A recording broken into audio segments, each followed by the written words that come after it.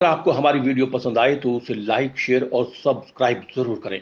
नमस्कार दोस्तों, मैं श्याम वशिष्ठ और आप देख रहे हैं पीआर खोज। अन्य राज्यों की भांति सरकार करे पेंशन बहाल। 19 फरवरी को करेंगे मुख्यमंत्री आवास का घेराव। हजारों की संख्या में पहुंचेंगे कर्मचारी पंचकुला। दीन बंधु छोटू राम विश्वविद्यालय से भी कर्मचारी अधिकारी पंचकुला पहुंचेंगे। दीनबंधु छोटूराम तकनीकी विश्वविद्यालय में संपर्क अभियान चलाया। अभियान के दौरान कर्मचारियों अधिकारियों को संबोधित करते हुए प्रदेश उपाध्यक्ष देवराज बाल्या ने कहा कि गठबंधन सरकार की वादा खिलाफी से कर्मचारियों में भारी नाराजगी है।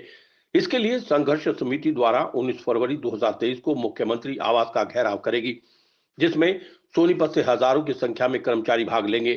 कार्यक्रम में प्रदेश के सभी विभागों के कर्मचारी और अधिकारी लाखों की संख्या में पंचकुला के सेक्टर 5 में इकट्ठा होंगे। गठबंधन सरकार को चाहिए कि राजस्थान, छत्तीसगढ़, झारखंड, पंजाब और हिमाचल की तर्ज पर प्रदेश में पुरानी पेंशन नीति को बहाल करे, अन्यथा प्रदेश का प्रत्येक कर्मचारी सरकार से आर पार के संघर्ष को तैयार है, जिसकी पूरी जिम्मेदारी गठबंधन सरकार की होगी। वक्ताओं ने कहा कि एनपीएस किसी भी तरह से कर्मचारियों और प्रदेश के हित में नहीं है। तो केवल हम इतना ब्रीफ कर रहे हैं कि 19 फरवरी को पंचकुला में मुख्यमंत्री आवास का घेराव हम लोग कर रहे हैं। पहले भी आप लोगों के साथ मीटिंग हुई लंबी चौड़ी। तो अब हमारा जो कार्यक्रम है लगभग समाप्ति की ओर है और पेंशन बहाली संघर्ष समिति ने 16 महीने का समय आपको दिया है कि 16वें महीने में आपको पुरानी पेंशन बहाल हो जाएगी। तो उसके लिए ये 16 महीनों में से केवल 16 दिन मुझे आपके चाहिए, ठीक है। इन 16 दिनों में आप अपनी पेंशन के लिए कितने एफर्ट कर सकते हो, ये आपके और हमारे बीच की बात है। सोनीपत में लगभग सभी संस्थानों में हम जा रहे हैं और जैसे आपका संस्थान बड़ा है, कल हम नॉन टीचिंग के पास थे, आज टीचिंग वाला के पास है और परसों हो सकता है किसी और डिपार्टमेंट में हो।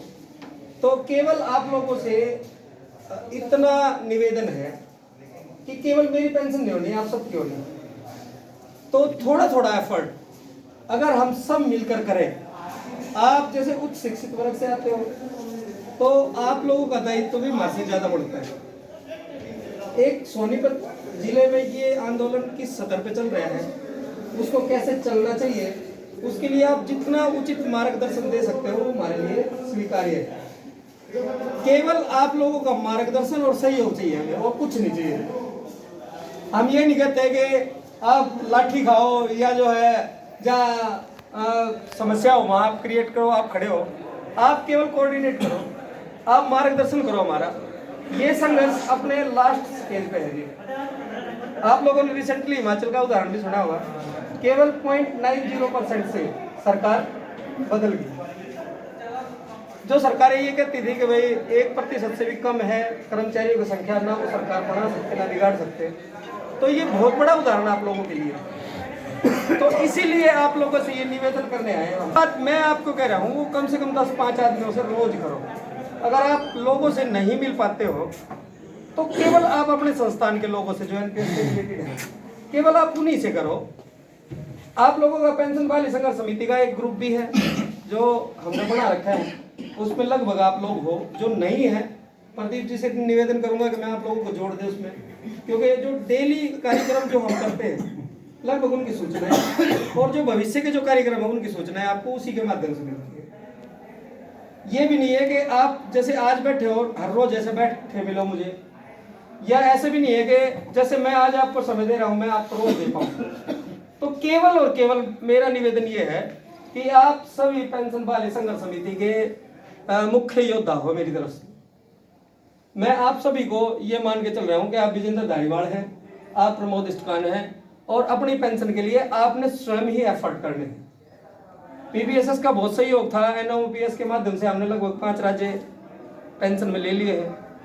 पश्चिम बंगाल ऑलरेडी था, अब आपका नंबर है, क्योंकि हरियाणा के आसपास राजस्थान और हिमाचल, पंजाब, छत्तीसगढ़, झारखंड ये लगभग आ चुके हैं। अब बीच में आप हो। केवल 1.5 साल का समय इसलिए दिया है, 2024 में इलेक्शन है। हम इसी सरकार से मांग कर रहे हैं कि हमारे को पुरानी पेंशन दे दो। अगर ये सरकार दे देती है तो संघर्ष समाप्त है।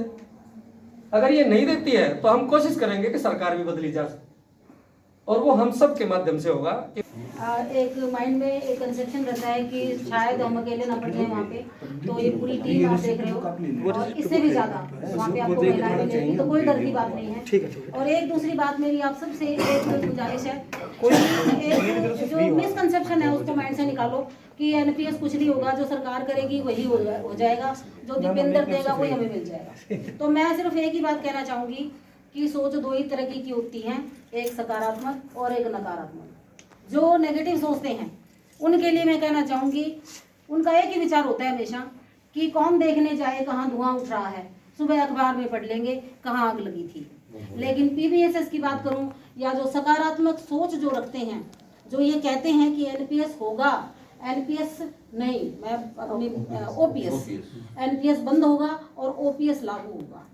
वो ये सोचते हैं कि कौन कहता है कि आसमान में छेद नहीं हो सकता, कौन कहता है कि आसमान में छेद नहीं हो सकता, एक पत्थर तो जरा तबीयत से उछालो यारो, एक पत्थर तो जरा तबीयत से उछालो यारो। तो आज इसी एक सोच के साथ पीबीएसएस आपके साथ है, आपके सामने है। आप लोगों से ये रिक्वेस्ट करने कि आप ही के अधिकारों की लड़ाई है, हमारे साथ आइए, हम अकेले नहीं हैं, आप सब हमारे साथ। पीआर खोज के लिए रणबीर रोला के साथ श्याम वशिष्ठ।